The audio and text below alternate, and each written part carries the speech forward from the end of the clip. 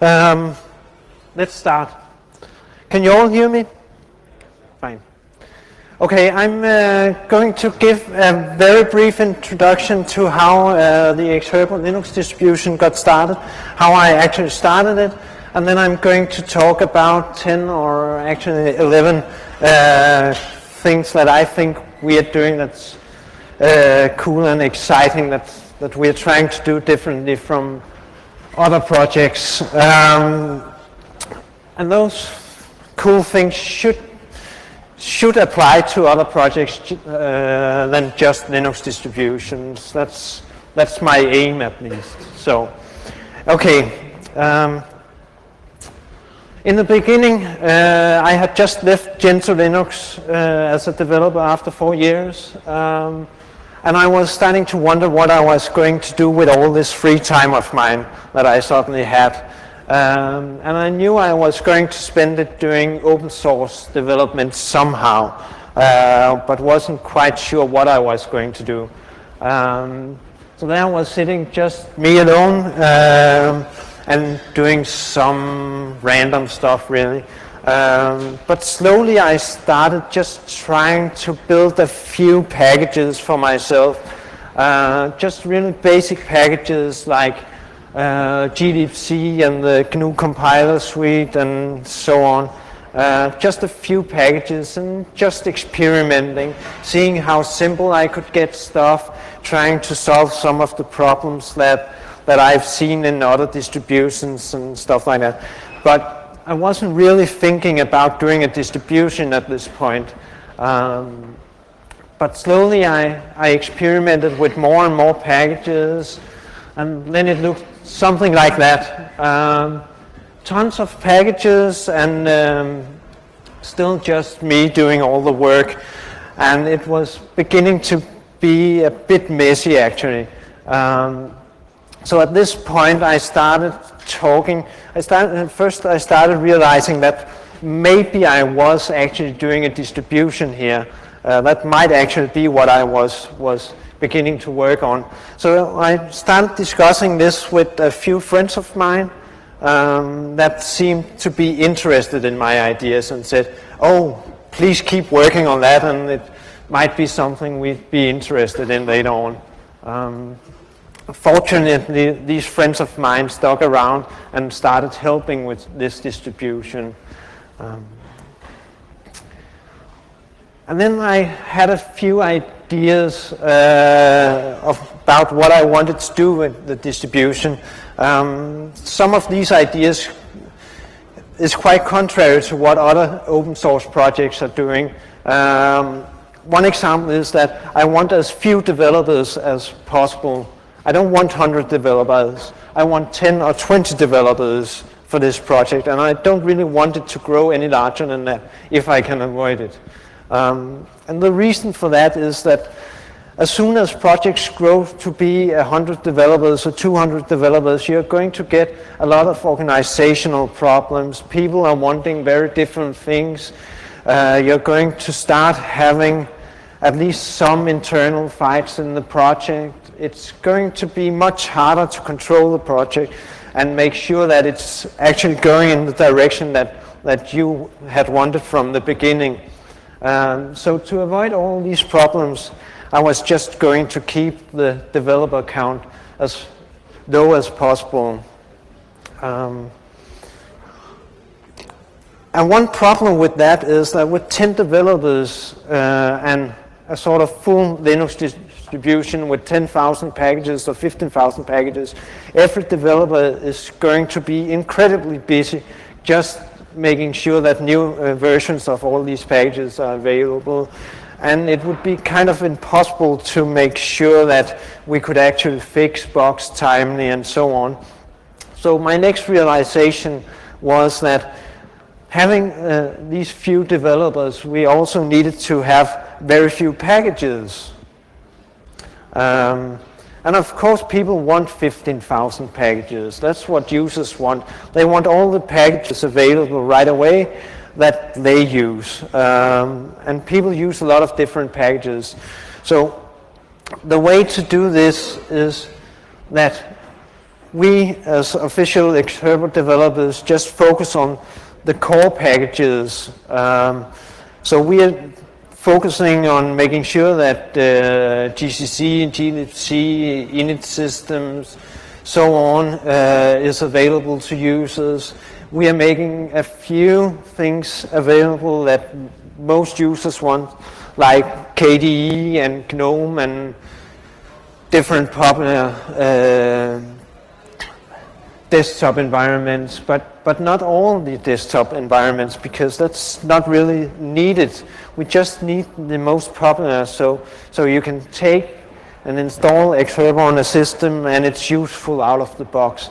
It may not have all the packages and all the stuff that you want, but it's still usable, and that's important. So the way we do try to support 15,000 packages or 10,000 packages or whatever the goal is going to be, is that instead of adding lots of developers to Exherbo, we make it extremely easy for users to build their own packages, to import binary packages to their systems, to contribute patches to Exherbo. So we've focused very much on what I call distributed development or decentralized development.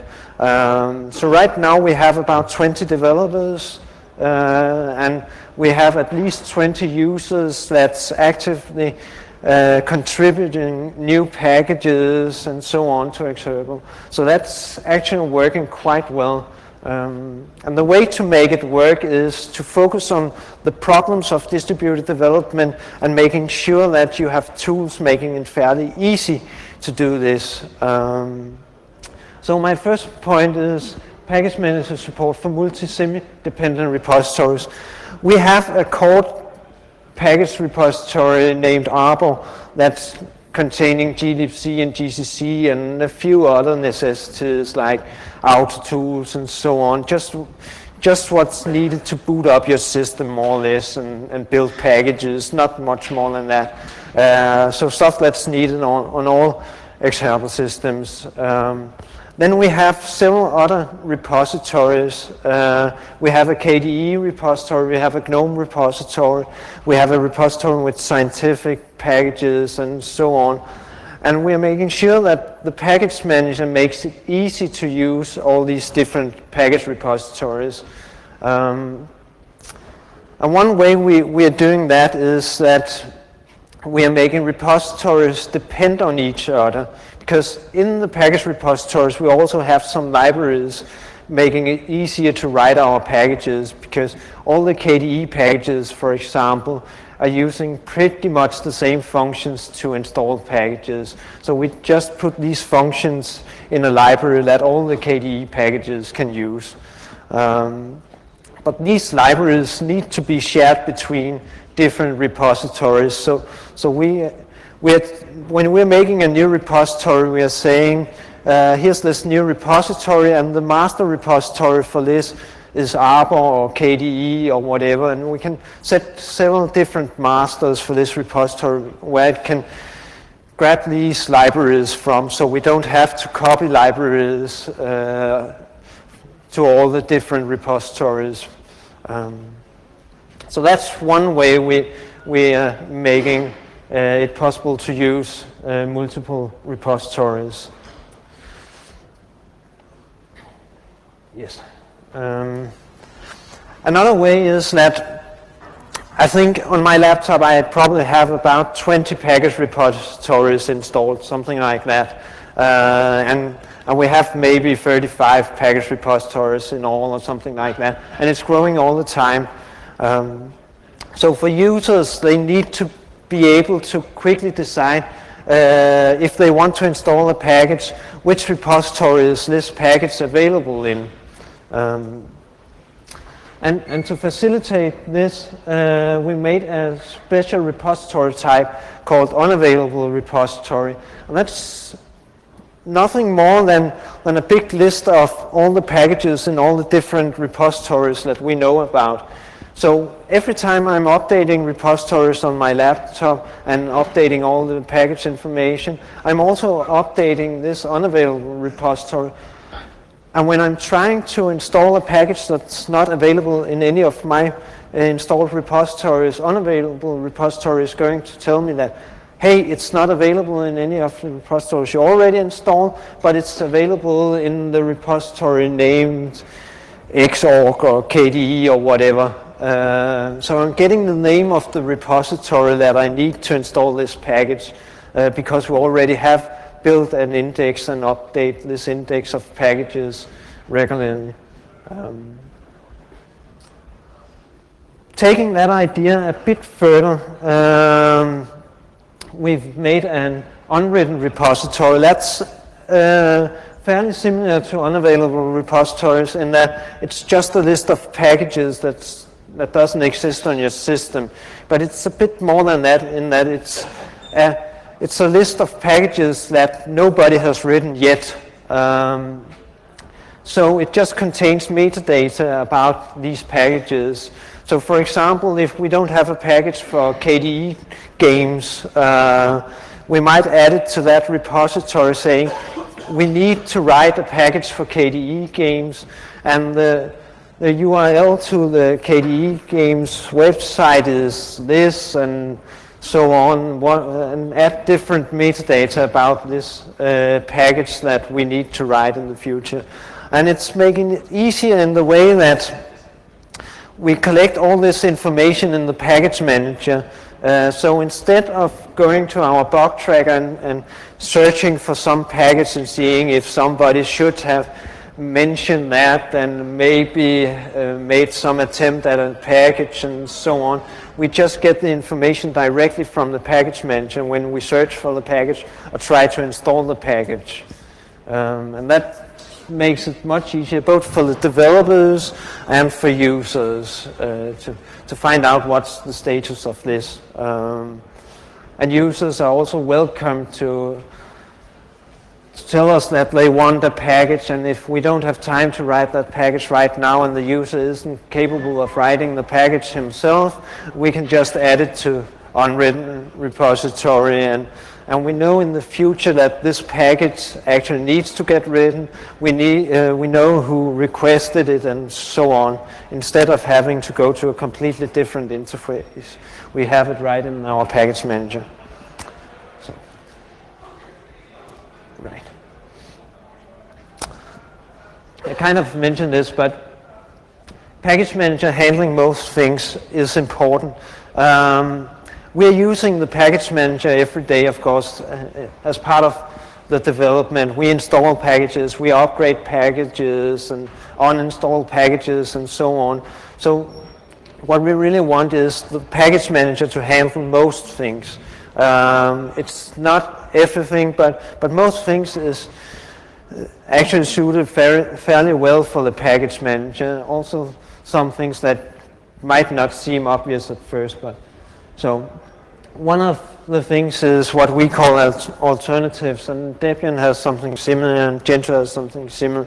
But what we want to provide is different versions of Emacs, different implementations of VI and so on, and let the user decide which version to use. But we need package support for this, because a package is supposed to register a new implementation of VI or a new implementation of Emacs and so on, so we can later select between these alternatives that we have installed. So in the packages we have a small library supporting these alternatives, and that just makes a few functions available to packages to register these versions and so on, and also the uninstallation part of it, of course. So another thing that's quite new actually is support for accounts directly in the package manager. What most distributions do when they are installing MySQL or Apache, for example, is that they need a user that this daemon can run as. So they just add an add user command somewhere in the install script that sets up this user. This works fairly well, I'd say, but we are able to do much better than that. So what we did was make an accounts repository that takes care of installing users and groups. And one of the things that allows us to is that when we list the packages that needs to be installed, when I want to install, for example, Apache, our package manager, Paludis, can also list that it's going to create this user and this group because it's just treated as normal dependencies in our system. Right now we don't yet have the ability to upgrade users, but we'll gain that at some time. And it's not just Unix accounts either, because we'll be able to create MySQL users and so on in some time. So when you install MidTV or whatever that requires its own MySQL user, the package manager can take care of creating this user in a standard way instead of having 5 different packages calling add user in 5 different ways, for example. Right. Options is, we have a lot of, just like Gentoo, we have a lot of options for each package. For example, if we have a PHP package, we might want to build it with JPEG support, or we might want to build it without JPEG support. So you can specify that for the package. But there's also a lot of options that applies generically to packages. For example, do you want to build packages with debug information? Do you want to strip debug information? So on. So we made a generic interface to specify such options for all the packages. And we are able to, from the package, to look at these options, see which options are enabled, which options are disabled, and do whatever is needed, if anything special is needed to handle this. It might be that a package needs to do something special when you enable debugging information, for example. So we are able to handle that. In the future, we are probably going to have options for various source control management systems. So you, through options, can specify the exact revision of a JIT package or subversion package that you want to install, for example, stuff like that. And it's fairly powerful being able to apply these options generically across packages without packages, in most cases, having to do anything special to allow this. And one of the other things we are trying to do is to keep good metadata about all the packages and all the other stuff we have. It's fairly easy just adding metadata to packages, but it's also in many ways fairly important.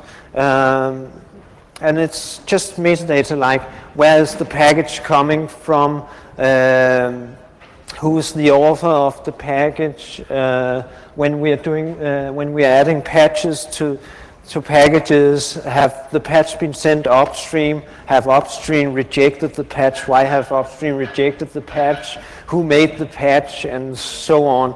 And it allows us to keep really good track of all the patches, and it makes it much easier also when we are doing a new version of a package to decide which patches are still needed and so on, because we have a direct link to the mailing list post where this exact patch is discussed and so on. And we actually make sure to require quite a bit of this metadata. So people are not allowed to add patches to our repositories without describing whether the patch is sent upstream and what's the status of the patch and so on.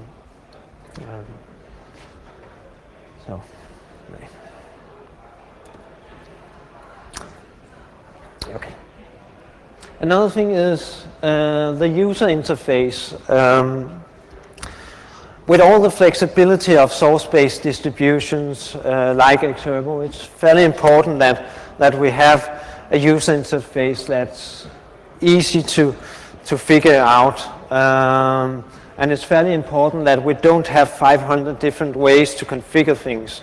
We're not going to change the Apache configuration, of course, but all the things that relate to our distribution as such, how to install packages, where packages are installed, and so on, needs a standard configuration and not 5 different ways to configure this to make it easy for users to use.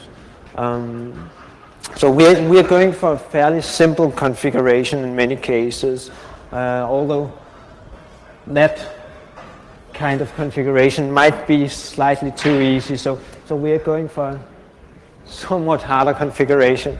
Right. So, and another related thing is upstream error reporting, upfront error reporting. So what we are trying to do with these 2 points is that we're trying to say that we want to install 20 packages maybe, and we want to, in advance, before pressing the big button and installing these packages, want to provide all the configuration information needed to install these packages. So we need to tell the package manager upfront exactly what's going to be included in which packages. Are we going to include JPEG support? Are we going to include PHP support or whatever?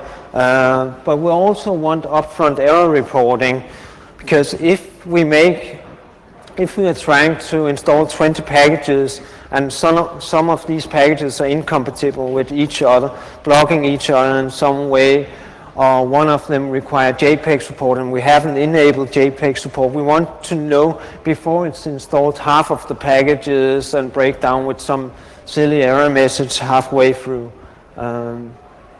Upfront error reporting is also known by many of you, I'm sure, as fail early. And that's fairly important actually, because if I'm installing 20 packages, if it's big packages, it might take 2 hours to install these, and I don't want to sit in front of my laptop just watching it compile for 2 hours just to see if something is failing, if something is going to fail. And one of the main Linux competitors have actually learned from this upfront error reporting. The blue screen of death, as I'm sure you all know, that's not exactly what we are doing, but it's important still to be clear about error messages and situations.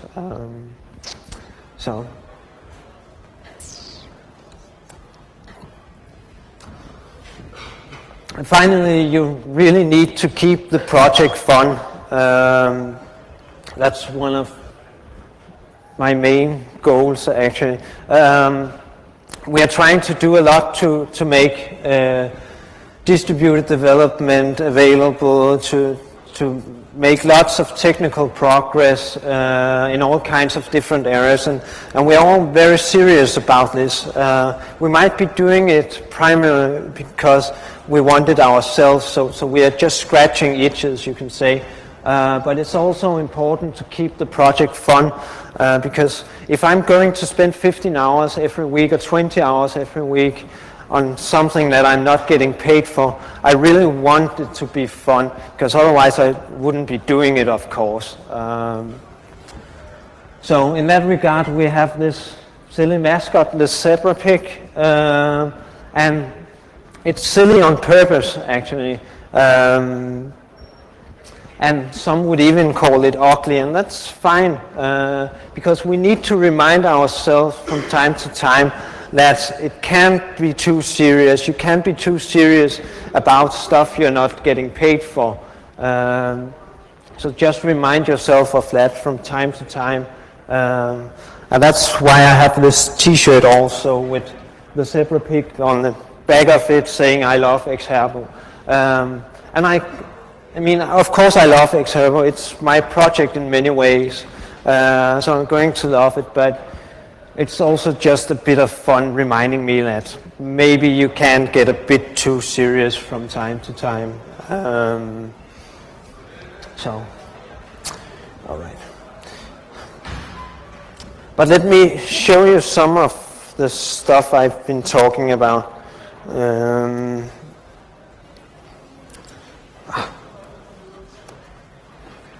Right. So I've been talking a lot about having lots of repositories available. I don't have every repository installed here on my laptop, but I have quite a few repositories installed. There's maybe 20 or 25 repositories here. That's a list of all the repositories that I have installed right now. Some of them I've mentioned specifically, like unavailable. Unavailable is the repository type that talks about packages available in some repository that I haven't installed. So that's the index of all the different repositories. We are allowing random users more or less to create their own repositories. We are even encouraging it. So we have some problem with doing quality assurance on some of these repositories, of course. The way we deal with that is that we have all the official repositories. That's the repositories that's listed or indexed by unavailable. And then we have another index called unavailable, unofficial. That's an index of all the repositories that we don't think is bad in itself, but doesn't quite have the quality that we want for an official repository. But it's still got our stamp of approval, if you want, saying this repository is generally okay and it shouldn't do anything bad to your computer or anything like that. And we've looked at the packages and they seem to be okay. And we know the author of this repository. And you can of course add all kinds of repositories that isn't in any of these unavailable repositories if you want to. Then we have the unwritten repository. That's all the packages that we still need to write. And the accounts repository containing users and groups that's installed through the package manager.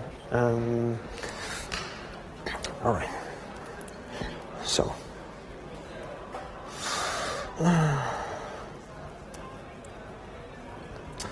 So what I've just did was I queried the unwritten repository. So this is all the information we have about packages that we know we need to write at some point. That's the packages that we really want to write, but just haven't had time to write yet. So that's the metadata we keep about these packages. And we can see, for example, that we need to write a package for the Apache web server here. We are adding information about the version we want of the Apache server. We are adding a short description. What is the Apache server? We are adding the homepage for it. And there's also some short comment from the package manager saying that the package is masked, it can't be installed because nobody has written it yet. But that's fairly powerful actually, that you can get all this information even on packages not written yet. So sometimes we can just take a look at this list of packages that needs to be written instead of trying to find all the packages that's been requested on our bug tracker. We just get all the information in a coherent format from the package manager, and we know exactly what metadata is required for each package, so we know we get a home page for the software and so on. So, right.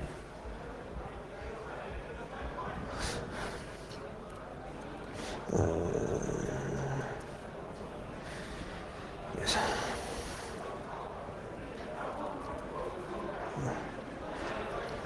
these are the user accounts that's handled by the package manager.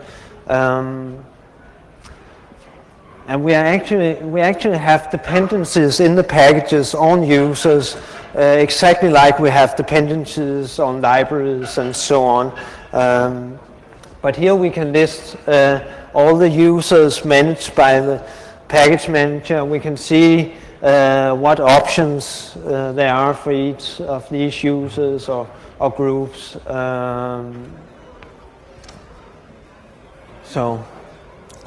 And another thing allowed by adding user accounts and user groups directly in the package manager like this is that we can actually have users depend on groups also. So the package manager is able to upfront state, I need to make this user, but the group already exists, so I'm not making the group, and so on. Because we're not touching users and groups if they already exist. It's only if they don't exist that we are creating them.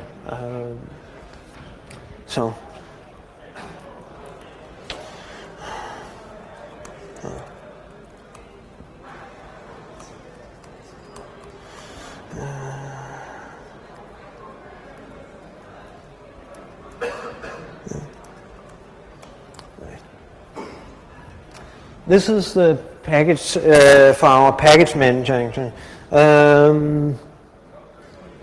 So what we can see is that we have a lot of build dependencies. We need how to make and how to configure and so on for various options.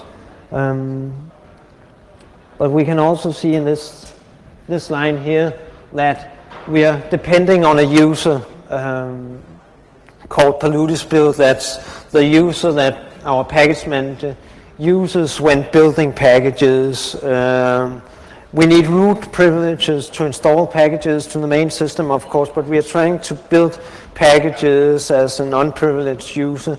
So if anything should go wrong during build, it's not going to delete large parts of your systems and so on. Or if there should be any malicious code in the build system, for example. It's restricted to sandbox area running as this user.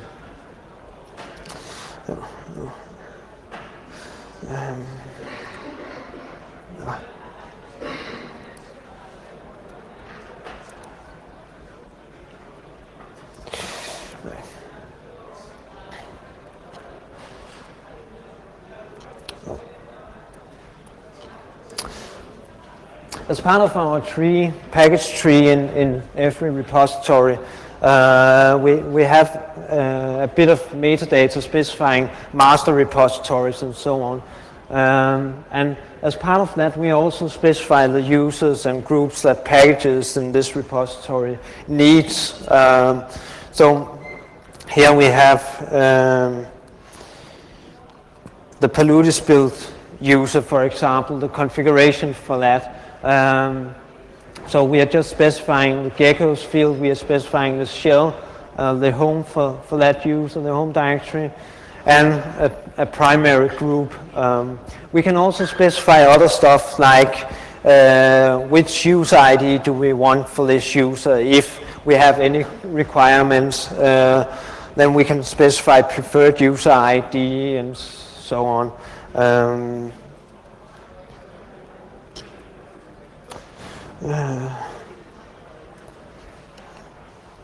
This is the configuration for the NTP group. All we really want for that group that the NTP program is running as is a preferred group ID, so that's all that we specify. And the package manager just calls user add, or rather group add with that option, and let everything else just to be default values for that. So, yes.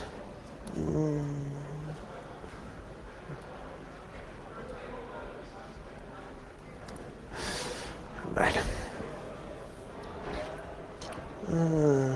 That's not what I wanted.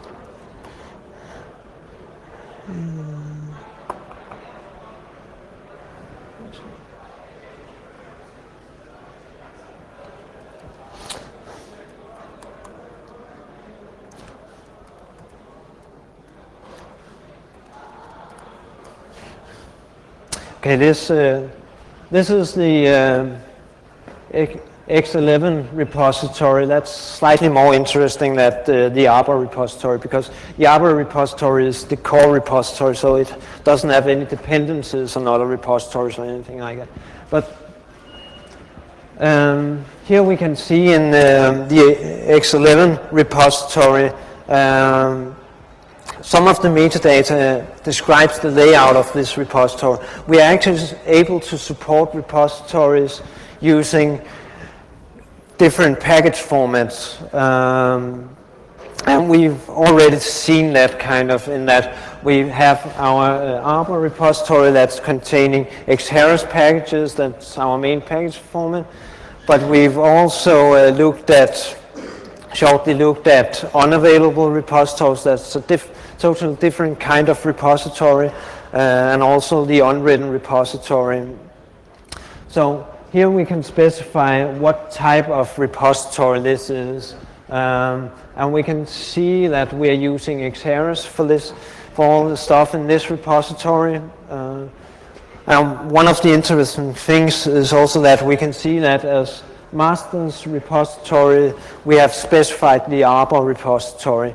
So every time some package in this repository needs an Exherbo library that's available in Arbor, we don't have to copy it to this repository, because the package manager is just going to grab it from the master. And we can specify multiple masters if needed. That's usually not needed, but we can do it when and if needed. If we specify multiple master repositories, it's going to take the repository mentioned first as the highest priority. So we have some kind of priority to control where libraries are coming from.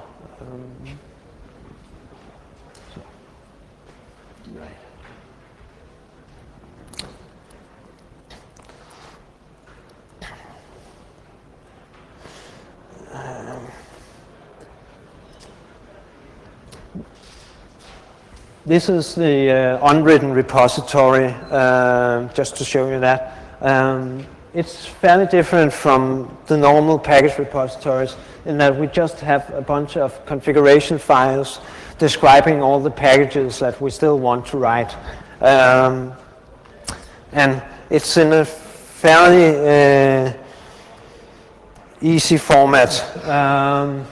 So this is the basic format of these configuration files. So first we have the category in the tree where the package is supposed to be. Then we have the package and the version of the package that we want somebody to write for us. And then we have the metadata with home page and description and who added this to unwritten and so on. So that's basically it. So,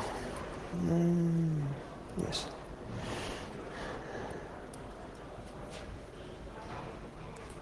Right.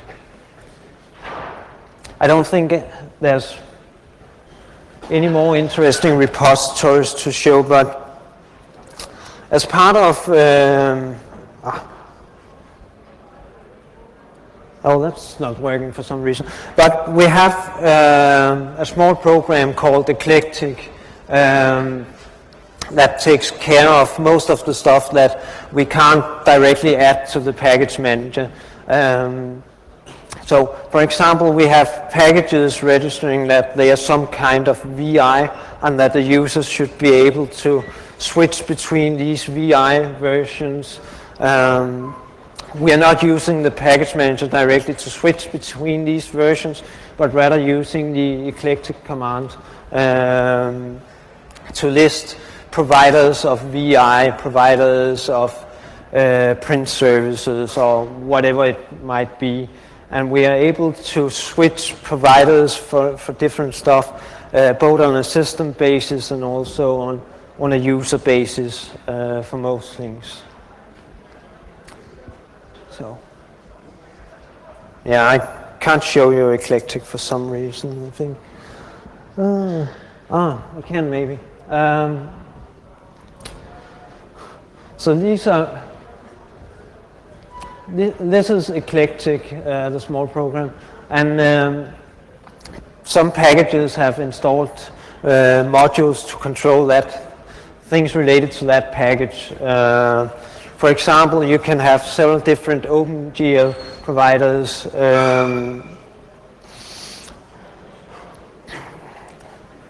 installed. I only have one OpenGL provider installed on this laptop right now. But if I had an NVIDIA card, for example, I would probably have both a MESA implementation and an NVIDIA accelerated implementation of OpenGL that I could use eclectic to switch between these two versions.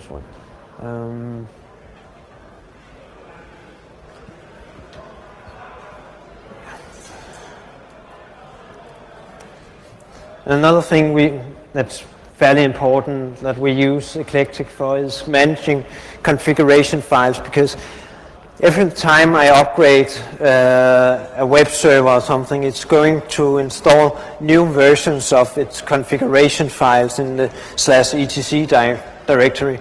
We're not going to just overwrite the version you already have there, because that would be dangerous. Instead, we are going to keep a new version of this, and through eclectic, we let you list the differences between these versions, merge the versions, or just overwrite or delete the new version as you want to.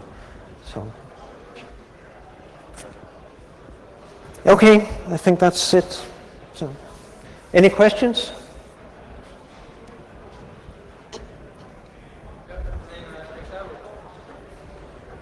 Sorry?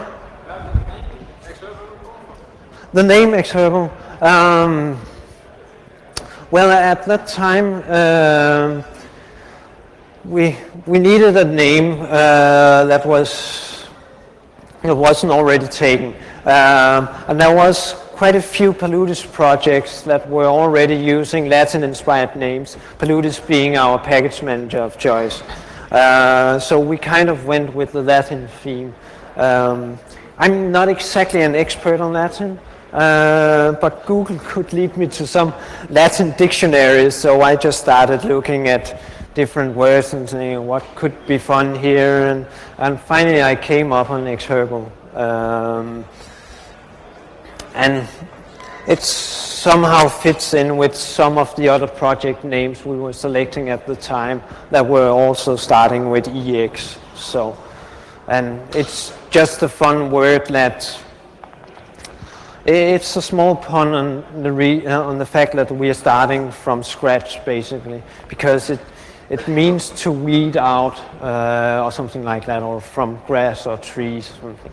And we are basically starting from ground zero, if you want, and trying to take ideas from all kinds of distributions. We are also taking some ideas from Ruby and putting them into our package format, actually. So we are taking ideas from all over the open source world, really. And Exherbo just fit that idea somewhat.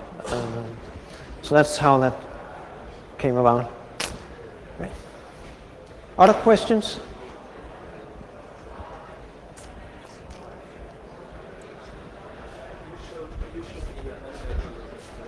Yeah. There's information like, so that Ingmar wrote, for example, that this game is doing this, or that I do this as soon as we have that available.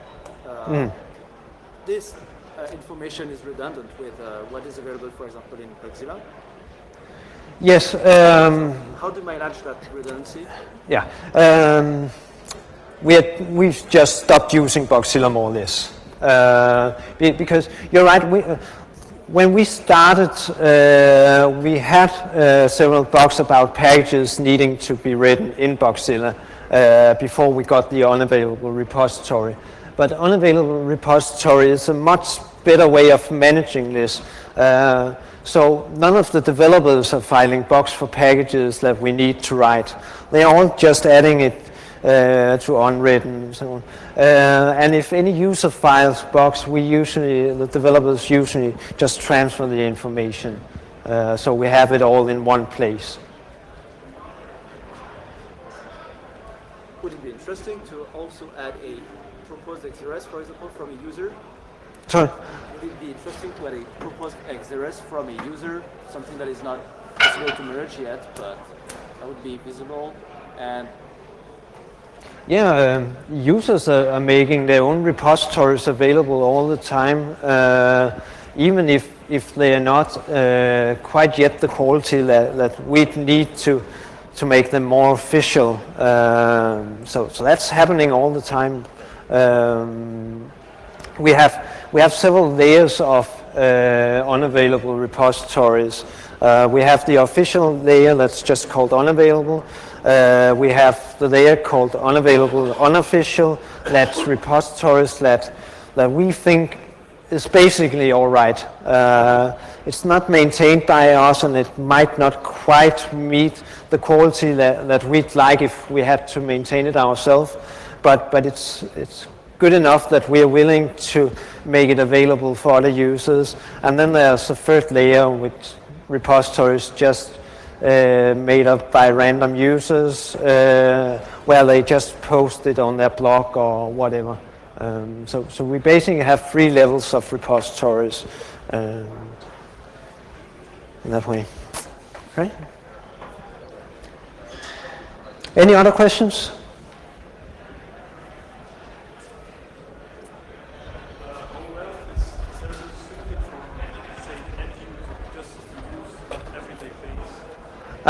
End users. I've been using Exherbo at my work for the last year or so, actually, without any problems. I'm in a special situation in that regard, of course, because I'm a developer and I started Exherbo, and so I know about all the problems that might prop up in advance. But right now, for the past 3 or 4 months at least, it's been quite stable. We're not quite ready to tell users that, yes, we're going to support you with all your problems and so on. So you're still on your own for some part at least. But we have several users that's never used the source-based distribution before in our IRC channel, for example, and they are getting help. So as long as you are willing to listen to us when we are trying to help you and we tell you to read the documentation or whatever, it should be quite stable, and it should also provide most of the packages that an end user would need these days. We have some packages lacking, obviously. Apache was one of them that's obviously lacking. And we'll get to that in time, of course. I can't say how fast, but it's quite stable, and I'm hearing from lots of people actually that's trying Exherbo that it's very stable and that they haven't had any problems. So I'm not telling you all to go home and start using it, but it should be all right. So, and we also just got a new homepage yesterday, I think, where we are not quite as aggressively discouraging users. So we're definitely going in the right direction. Okay.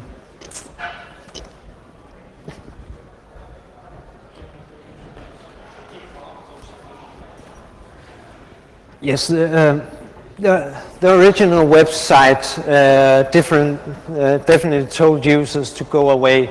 But yes, but what you have to keep in mind was that page is a year old or something like that, and back then Exherbo was really rough.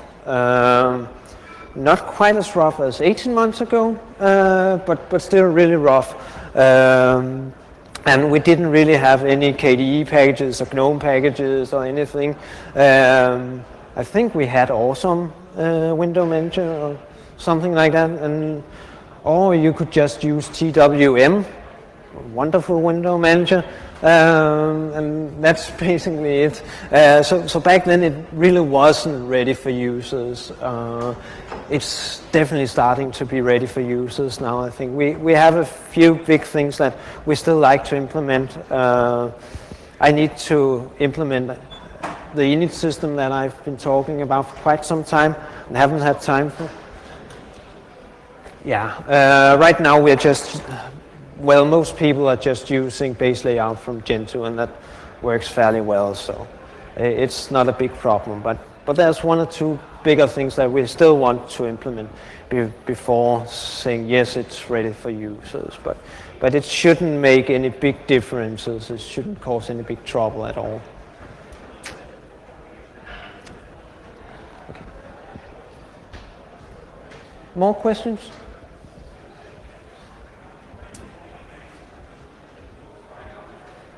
All right.